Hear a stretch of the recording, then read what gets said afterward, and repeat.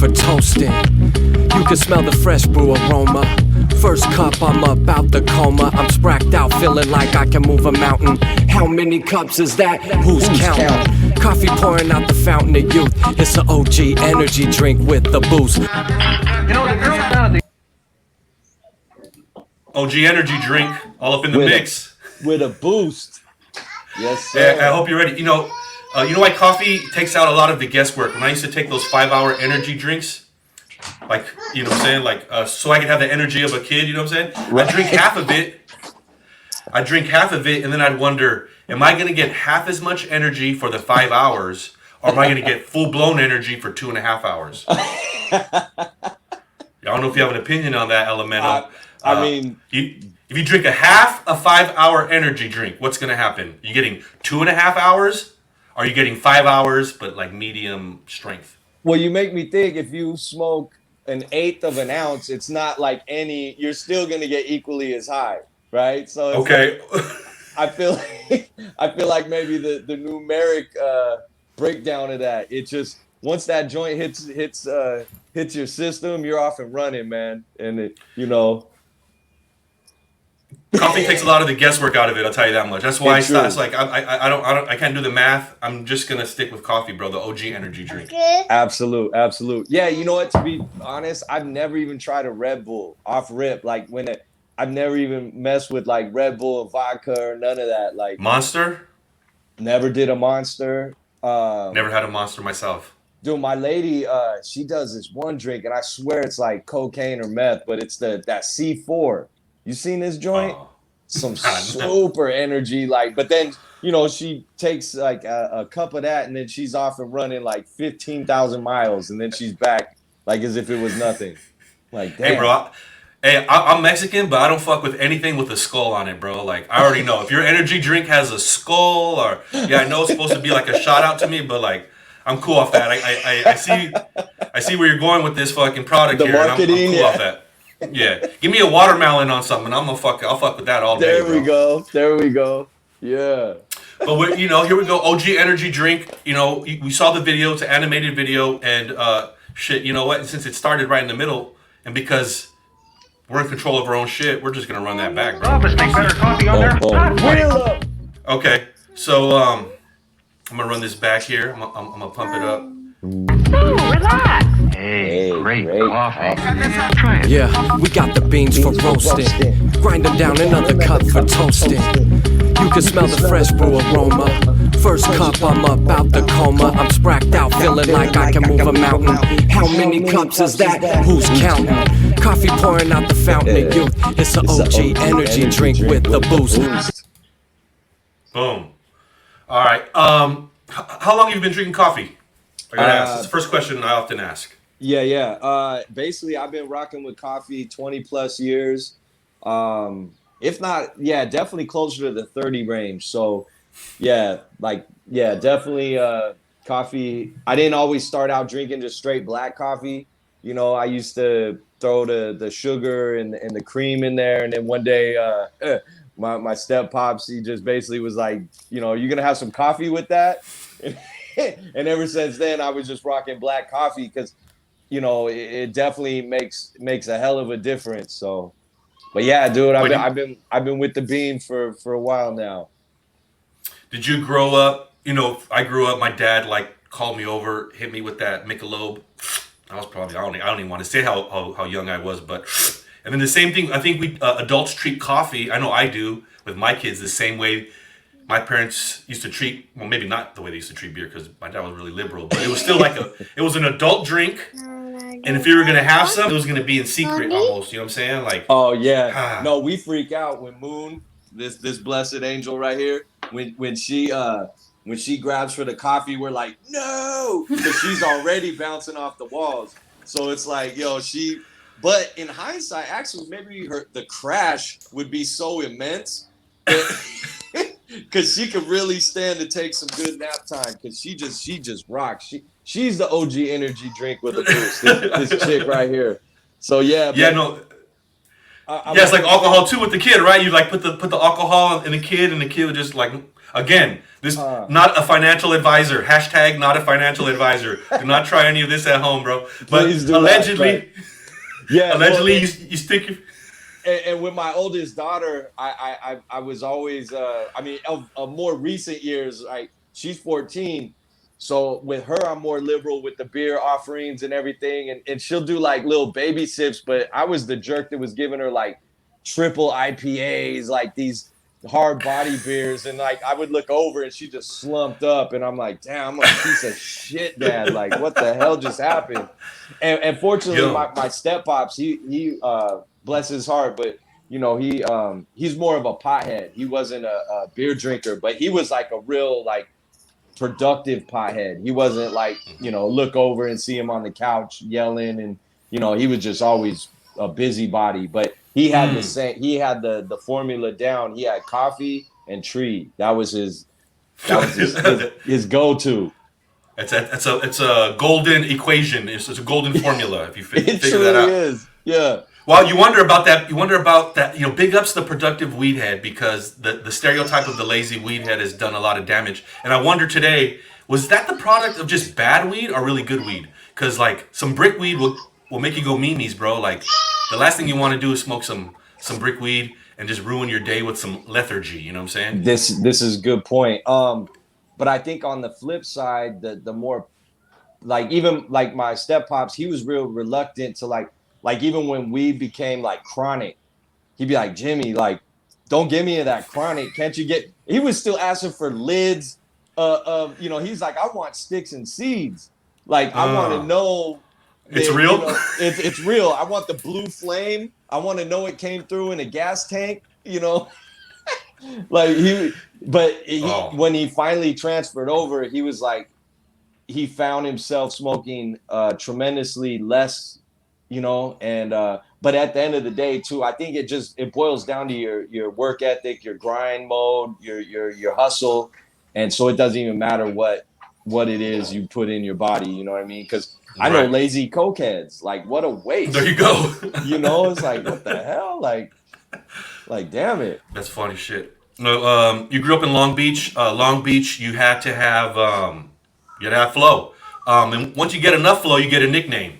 And once you get a nickname, you decide you're going to rock with it or not. What's the history of your nicknames in the LBC? Yeah, well, before I transferred into the LMNO mode, I was juvenile, and I was about to turn 18. Yeah, nah. Yeah, I was about to turn 18, and my grandma hit me up and was just like, you know, how long are you going to be a juvenile, Jimmy? And it just messed me up. And that same exact day, I was riding my bike over to the neighborhood where my homie Roland Sands lives at. And as soon as I hit the corner, they were playing ball out there, and he just shouted out, JK, LMNO. And it was like my whole world just stopped, dude. I think I even like got off the bike, scratched my head, went back home and wrote my first rap as LMNO. But the acronym developed and all that stuff in time, you know what I mean? But I ran with the, you know, being James Kelly, JK LMNO, I just was like, yo, dude. So big up to Roland Sands every time. I always give him props. And he actually, you still know? Yeah, I still rock with him. You still talk to him? Yeah, he's actually a real successful motorcycle designer. Like he designs bikes, and like he comes from motorcycle lineage, and yeah, he's hard body, dude. He's a good dude. So everyone I grew up with in the Bixby Knolls area at that portion of life, because that's another thing too in Long Beach. You know, I was over here, but that particular time it was in Bixby Knolls. So big up to the 6 foot trolls of Bixby Knolls. Yes. Yeah, no, I always thought naming is a really dope process. And there's two ways that it happens sometimes, right? It's one is someone gives you a name, and the other is kind of you name yourself. Yeah. I've done both. I've been like both. I've had both. Where I was like, oh, I rocked with the name that someone gave me, and then I just ran with it, and then I took my own name and created my own name. I think there's benefits to both. I think when I was naming my son, there was a lot of pressure. I'm a junior. You know what I'm Okay. saying? There was some pressure to be not even explicit like, yo, you better like no one told me that like but just as Latinos and shit, sometimes it's like, yo, you gotta name your kid, like keep it rocking. So that whole naming was interesting decision I had to make. I didn't name my son after me. I named him Joaquin, a whole kind of different vibe and shit. It was really Gotcha. important. What'd you name your most recent? You said you referred to Moon. Tell me about like the naming and the creativity. Kind of, it's part of what you do as an MC, right? Name Right. shit. Well, I credit my lady to naming um, Moon Jade Soul. Like, yeah, because again, we're just throwing names around, and I once she said it, I was like, oh, that's beautiful. That's rocking, and like, you know, and then our son, his first name is James, middle name Soul, last name Kelly, but we basically call him Soul. And yeah, I credit her for both those fly names, man. Like, but my lady, she's good with the wits and the creativity and all that fly stuff. So it's almost it's not like I'm dealing with some quirky ass come on, really? Like, no disrespect to a Steve or anything, but we just definitely Right. wanted to stay off of those type of names. You know what I mean? Because I just feel like even the way, like, our whole vibe is just like, if we're gonna create something, it's gonna be some stick out stuff. Starting with the name. I mean, the personality, the spirit of the human, and then a name to go with it. So yeah, that Yo, that that's was ill. yeah, she's dope. Yeah, I'm reminded of some cultures that name the kid after, like, I guess they wait a week or whatever. And then there's like this Yeah. Catholic tradition where like once you get confirmed, you could take on a name or whatever, Mm. or like yeah. So like you get assigned a name, and then you get reassigned names. You know what I'm saying, through life. That's like a big ass thing. You know what I'm saying, like Wow. especially for women. You know what I'm saying too. I think about that a little bit. And then yeah, when I introduce my kids, it's not by name only. Like if you don't know them, I just give you their names. I expect you to know something about them and me in virtue of their Mm. names, bro. Wow. I dig that. I dig Off some that. name shit. That's funny you say that because like coming from European American and just white shit, my mom was definitely like I won't call her not supportive, but she was just basically most recently admitted like how yeah, I guess I like these traditional plain ass mayonnaise names, and so I appreciate her for being more open about that because you know that's funny you mentioned that because I guess the first week before she was let out the hospital, or however long she was still in the hospital, on the birth certificate she had put Matthew. So I was technically Matthew for like a few hours of my birth, and then she was like, I kept looking at you, and I was like, no, he's a James, and Uh, so here we are. But that's yeah, interesting. I remember I was in high school, bro. Big ups, Miss Larka, my drama teacher. She let me out. Hey, bro, I was tagging, I was doing all this dumb shit, but I'd turn in my homework. I'd spell my name with a K, bro. uh, Karlos. And she did, and like, teachers are dumb as fuck, bro. They would trip off stupid shit like that.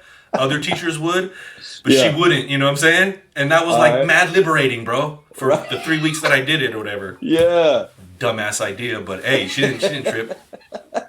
that's great. Hey, so all right, morning routines. I gotta ask, which track are you playing to get you out of bed in the morning, bro? Man, honestly, recently, it's not necessarily music. It's like I definitely in my head. Before I used to be more like how you say, like, more like routine with it, like in the sense that I would you would look at me and you'd be like, oh, that man's saying a prayer or he's doing something of that nature. But now I do it hella discreet. I'm like, stretching out of bed and I'm like, but in my mind and in my heart, I'm giving thanks. I'm back on that scheduled program because yeah, before I think I got caught up in a more of a like what do you call it? Just like it just felt less natural, you know what I mean? To where like now I feel like real on the silent, you know, I don't have to, you know, like I don't have a cue card, like, okay, Jimmy's doing this or this and that. So it's not even necessarily music. It's not until I get in the car that I pretty much, you know, in my you know, in my commute. But nowadays I'm more on the podcast than Right. music, to be honest. Like I definitely like to hear conversation and get the because it started with NPR, and then when podcasts started popping off, like Combat Jack, I was real heavy with rest in peace. I was really heavy into listening to his podcasts early on.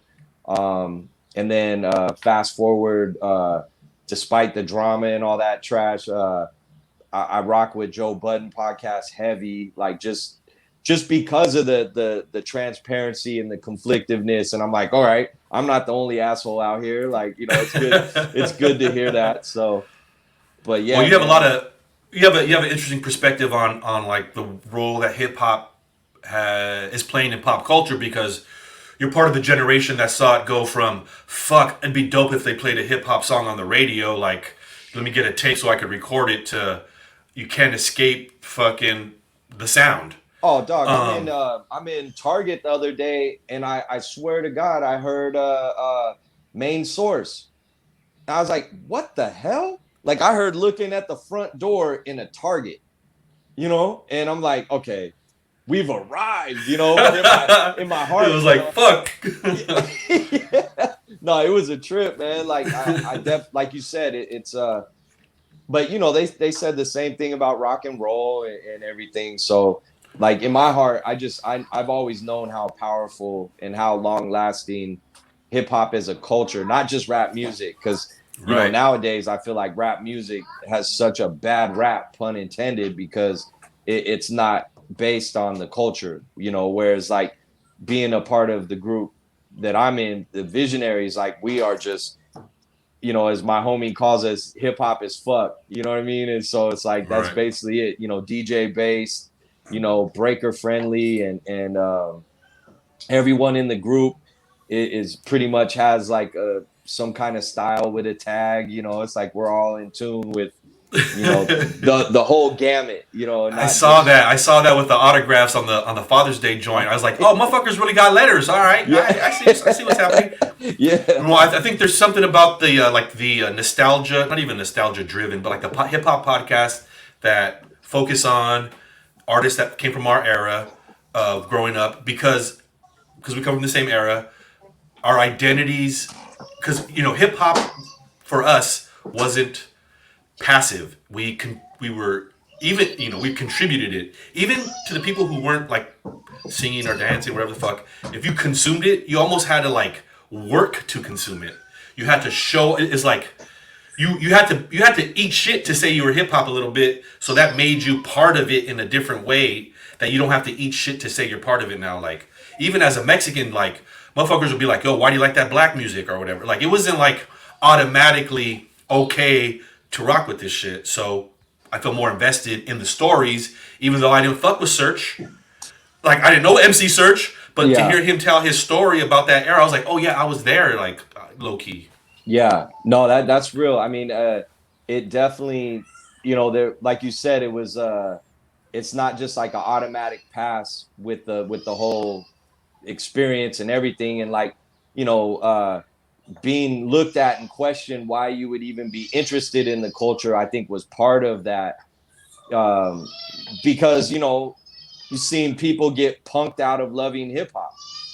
You know, what do like, you mean? Yeah. Well, like in the white kids being punked out of loving hip hop. Exactly. That's real shit. And like, whereas shit. for me, like I went even harder. I was like, you know, like instead of surfing on Saturdays, I was like, I'm gonna stay home and watch your MTV Raps. Fuck out of here. Like, y'all cowabunga, homie. Like, you know, so it was for me, it was real natural to kind of deal with the ridicule and to like test the heart room, you know, and like, because to me, I definitely look at it as a bridge for humanity, you know what I mean? Versus like, yes, it started with black and brown culture, but look what it has done in Europe and Asia, and you know, it's done so much for the world, both good and bad. But I look at it as that's part of the balance, and you have to take it with that. You know what I mean? Sure. And so, So yeah, you man. mentioned Europe and Asia, and you've had the opportunity to travel with your music to fucking cultivate fans across the world. Talk about. So I have a question. Which country has the best? You know, wait, who? My daughter must have wrote that. Which country has the best hash, bro? The best hash. It's definitely Turkey or Morocco, definitely. But Okay. it's always been in like in the like the funniest thing is, like, you know, we would get to towns and the promoters are like, yeah, sorry, we don't have any weed, but we have this hash. We're like, the hell? And so for us, it was like, that was such a rarity to come across hash. Or even if you see hash over here in the States, it was like scissor hash from trimming weed. It wasn't like actual like hash, you know, like the real deal. Okay. So to see, you know, spliffs being rolled with no tree in it, it just straight tobacco with you know, crumbled up hash in it, was just like, wow. So yeah, that was Okay. yeah. So it was always like imported. You know, like we were never like in the, you know, in the fields catching these bricks of hash, but it was All definitely right. like yo, like, because I guess the concentrated form you could get in just as much trouble over there. And that's another thing, traveling abroad, you realize like even your little, you know, ounce misdemeanor here in California was such a blessing, because you go over there and I've had a few really gnarly experiences with the polizia and like all these fools where they'll, you know, they know we're American, and then next thing you know, we're doing a search and our whole van gets stripped down. And so we learned to, like, city to city, you just leave your tree. No matter if we got blessed like a quarter pound, it doesn't matter. You leave that, you know. But you always got one bozo that's trying to bring a spliff across, you know, Germany to Austria. And it's like, dog, you know they're gonna stop us. You know, we already look like like when it's visionaries, we stick out so hard. Like, you know what I mean? Because you don't Sure. see two Filipinos, a black dude, a Mexican dude, a Japanese dude, and a white dude, and then a German tour guide. Like that's a sure shot pullover. You know what I mean? And so we were always getting messed with by the police. I actually got detained one time, and I was like, I wasn't sure how my life was gonna go after that. Like that was What a country was crazy. that? That was we were at the border of Switzerland, and we had made a stop. I was with Georgia Ann and Dudley Perkins, and we were on tour, and we were taking a little too much time at the stop, because over there, you know, there's stops, you know, gas station, you get food, you use the restroom, this and that. And yeah, we were taking a little too much time, and sure enough, dude, the cops just rolled up, and I was in the van rolling one up, and I just tried to be swift, put it under the seat, caught it right away. And the my e-ticket is that one of, so it was like a big cop and a little cop. And Dudley Perkins was just mouthing off. He was like, man, if we were in the States, I'll fuck you up. And da-da-da-da-da. I mean, he was going off on him. I'm like, Dudley, dude, my white pass is not worthy here, bro. Like, you know, it can only work so much. I'm like, come on, man, relax. And then being that I had the tree, they took me in. And so, you know, as he was writing me up, and he goes, you know what, this is your lucky day, because I leave for New York tomorrow. And I was like, oh yeah. And he's like, so he was super stoked to have an American in his presence. And then so dude, it was the biggest blessing. But as a joke, I'll never forget, I came out the station and I, like, you know, acting as if it's cameras and I was Tupac. I'm all spitting like, yo, let's get out of here. Like, so yeah, it was that was a Wow. scary moment, because they literally, like, you know, it's one thing to get pulled over and get a warning and this, but like when you get through those doors, and yeah, that was not fun, man. Not fun whatsoever. But we're here now. Here, hey. Here, you know what? I think it might be time to drop this one on him real quick. In a jar. Want anything special for your birthday? Just a decent cup of coffee. Big up to the Ethiopian herdsmen for recognizing that the bean was so potent, and the holy man who threw the beans in the fire. They break them out the embers, ground them down, added water, then it spread it all across the globe. For this bean to get grounded, it traveled a long road. Try it now. Fresh, real perk coffee in a jar. Hey, Big ups, Sammy Martinez with the animation on that. big time. As you guys saw, this is that was promoting the ceremony, which is our collabo roast. Tell me about that song. Where did that song come from? Yeah, dude. 2010, I had just finished 10 albums, and I get this text out of nowhere. I get a text from Madlib saying, "Hey, let's finally work on this project." And in my head, I was just so baffled. Like, why did this just land on my lap now after just finishing 10 whole albums? Like, are you serious? But it was like, anywho, fast forward, I get the beat disc from J-Rock. And soon as I heard that particular beat, I knew that joint just wrote itself. And Bean Water just, like I said, that joint wrote itself. Because when I heard it and it felt up tempo and it sounded like a cup of coffee to me. So I went in and that's how it came about. Yo, is J-Rock the fucking archive of dope fucking hip hop instrumentals or whatever?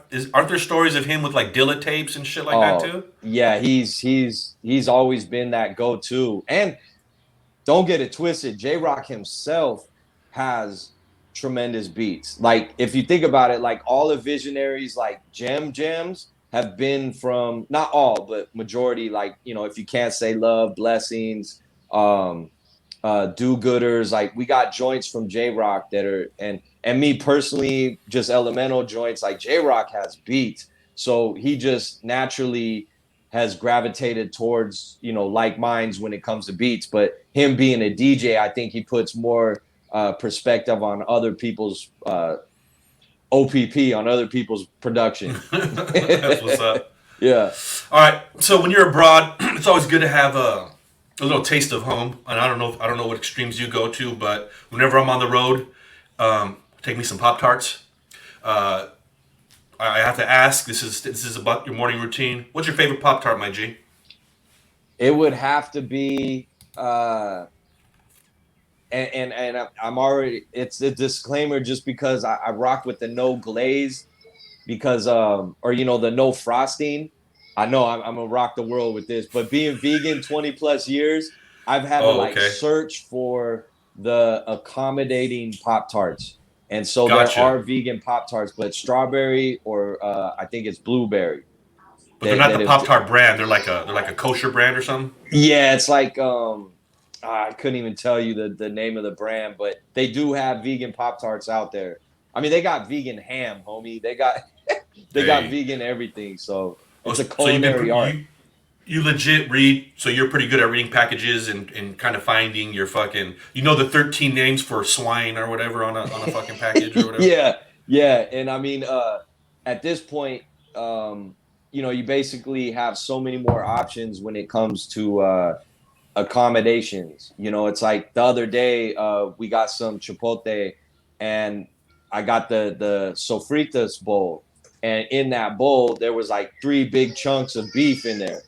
You know, but like I can't get mad because, you know, if I go to a bar and I ask for a near beer, but they give me a Bud Light, hey, right. You know, it's like that's my fault for going. Charge it to the game. Exactly. That's funny. Yeah, man. No, that's I mean, it's not unlike, to be honest, like you know, I try to convince my kids to lay off the unnecessary sugary foods. Like, I don't know if you knew this, but like I guess it's fucking red food coloring is like beaver anal glands or whatever. Damn. Yeah, G. And I was like, yo, I was telling the kids, yo, chicken McNuggets that you seem to like, that we buy only sparingly, but you still fucking ask for, that's not even chicken. That's fucking chicken beak, smashed heart, neck, bone. Yeah. See, that's good with ketchup, apparently. Yeah. Yeah, I mean that's the thing. Again, there's places like Plant Power and like Veggie Grill and all these spots that provide all these things we grew up knowing. You know, like because I Right. got people that are like, well, if you're vegan, why do you even want any of that stuff?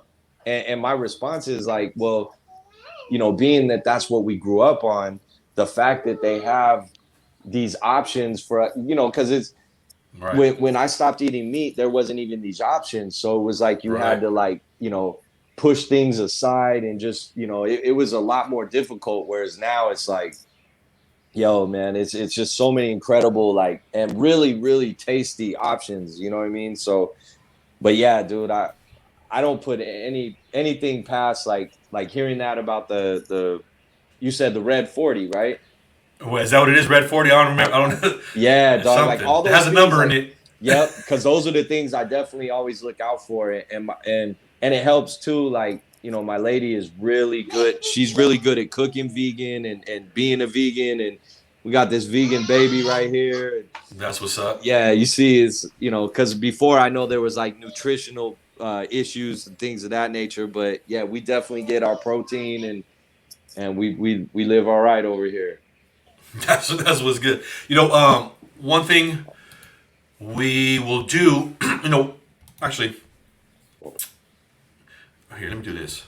Let's see. Yo, Let's see. You're going black over dog. there, but that's Yeah, that's my not bad, everything. doggy. Because Let me I see can do here. this. One thing we're doing with the ceremony is popping off this QR code. So if you guys grab a bag, you'll hit the QR code where you'll be able to get music, not only the Bean Water track, but some music that Sorry, EGADs. sorry We're about good. that. We're good. Okay.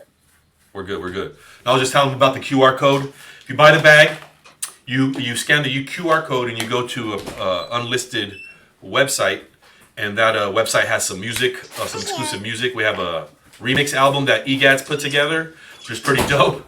And then what we're also going to put up on there is another video interview where we're going to talk a little bit more about your career, about your album. So those of you guys who rock with some of these LMNO albums, you're going to want to grab a bag and unpack the interview that we're Big going to do time. over there.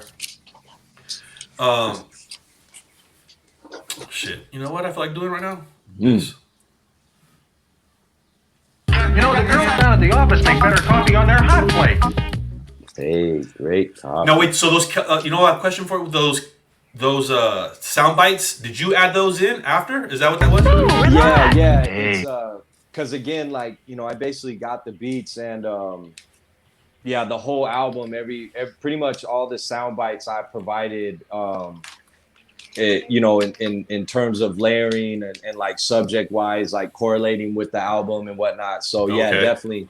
Yeah, I got busy with that. Like that was fun too, because, you know, just, you know, I always say too is like any album that I do, I'm co-producing it. You know what I mean? Like it's not Right. just I just show up and rap. You know, so I definitely like to, you know, add the flavor that I'm going for as well. So All